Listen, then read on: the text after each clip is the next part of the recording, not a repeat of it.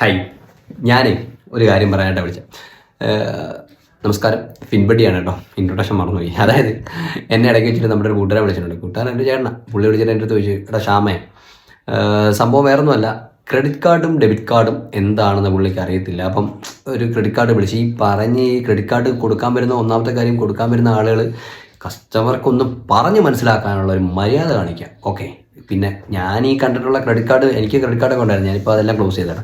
ഈ ക്രെഡിറ്റ് കാർഡിന് ഇന്നേ വരെ ഞാനൊരു ഓഫീസും കണ്ടിട്ടില്ല കേട്ടോ. അത് നിങ്ങളൊന്ന് ചോദിക്കണം കേട്ടോ. ക്രെഡിറ്റ് കാർഡ് കൊണ്ടുവന്ന് വിൽക്കാൻ വരുന്ന പയ്യന്മാരുന്ന്, മോനെ നിൻ്റെയൊക്കെ ഓഫീസ് എവിടെയാണ് നിങ്ങളൊക്കെ ഇരിക്കുന്നത്? ഒരു കംപ്ലയിൻറ്റ് വന്നു കഴിഞ്ഞാൽ എങ്ങനെയാണ് കംപ്ലയിൻറ്റ് ചെയ്യേണ്ടതെന്ന് പറയും. ഈ ചിലത് ആയുഷ്കാല ഫ്രീ കാർഡൊക്കെ വരും.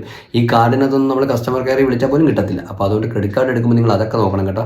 മെയിനായിട്ട് ഓഫീസ് എവിടെയാണെങ്കിലും ചോദിക്കും, ഒരു മെയിൽ ഐ ഡി എങ്കിലും വാങ്ങും, മെയിലെങ്കിലും അയക്കാമല്ലോ ഒരു കംപ്ലയിൻറ്റ് വന്നു. അപ്പോൾ ഞാൻ ചോദിച്ചത് ക്രെഡിറ്റ് കാർഡും ഡെബിറ്റ് കാർഡും തമ്മിലുള്ള എന്താണ് വ്യത്യാസം? അതായത് സിമ്പിളായിട്ട് പറഞ്ഞുതരാം. അതായത് ക്രെഡിറ്റ് കാർഡ് എന്ന് പറഞ്ഞു കഴിഞ്ഞാൽ കടം വാങ്ങുന്ന പോലെ, ഡെബിറ്റ് കാർഡ് എന്ന് പറഞ്ഞാൽ എൻ്റെ പോക്കറ്റിൽ നിന്ന് കാശെടുത്ത് ചിലവാക്കുന്നു. എൻ്റെ പോക്കറ്റിൽ നിന്ന് കാശ് ചിലവാക്കി കഴിഞ്ഞാൽ ഞാനതിന് പലിശ കൊടുക്കണ്ട. ഓക്കെ, മറ്റേതാകുമ്പോൾ കടം വാങ്ങുന്നു. കടം വാങ്ങിയിട്ട് അളിയാ ഞാനൊരു 5 ദിവസം കഴിഞ്ഞിട്ട് തരാം എന്ന് പറയും. ചിലപ്പം ക്രെഡിറ്റ് കാർഡ് ഒരു 15 ദിവസം അല്ലെങ്കിൽ 30 ദിവസമായി, അളിയാ ഒരു 5 ദിവസം കഴിഞ്ഞിട്ട് അല്ലെങ്കിൽ 10 ദിവസം കഴിഞ്ഞാൽ തരാം എന്ന് എൻ്റെ ഒരു കൂട്ടനെടുത്ത് പറഞ്ഞിട്ട് ഞാൻ എൻ്റെ നിന്ന് കടം വാങ്ങിച്ചു, ഒരു സാധനം വാങ്ങിച്ചു. ഓക്കെ, ഈ 10 ദിവസം കഴിഞ്ഞതിന് ശേഷം മാത്രം ഞാൻ അവന് പലിശ കൊടുത്താൽ മതി. അവൻ പറയുന്ന ബിൽ ഡേറ്റിൽ മാത്രം ഞാനത് അടച്ചു കഴിഞ്ഞാൽ സ്മൂത്തായിട്ട് പോകും, അല്ലെങ്കിൽ പണി പാടും. ഓക്കെ, അപ്പോൾ ക്രെഡിറ്റ് കാർഡിൻ്റെ ഓഫീസ് എവിടെയാണെന്ന് തിരക്കുക, അതുപോലെ ബിൽ ഡേറ്റ് എവിടെയാണെന്ന് തിരക്കുക, ബിൽ ഡേറ്റ് എന്നാണെന്ന് തിരക്കുക. അങ്ങനെയുള്ള കാര്യങ്ങൾ നോക്കിക്കഴിഞ്ഞാൽ ക്രെഡിറ്റ് കാർഡ് സ്മൂത്തായിട്ട് പോകും, അല്ലെങ്കിൽ പണി പാടും. ഓക്കെ.